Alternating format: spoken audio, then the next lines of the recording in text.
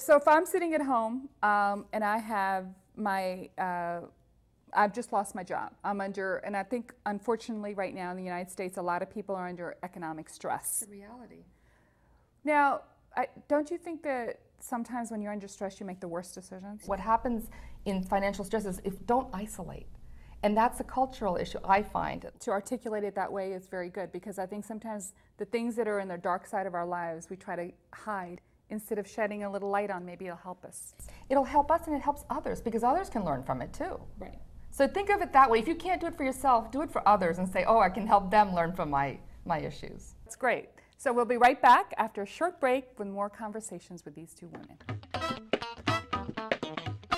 Well, Gauri, before we go, I really think that we would like to hear from you what we should do to get our families and ourselves ready for whatever economic stress is coming in our way. You know what? You are going to worry about the money. You are going to take care of that. But what happens is we forget the other balance. And we get too involved in this and we can't think clearly. You almost have to separate from it and keep yourself safe and be able to think through your problems.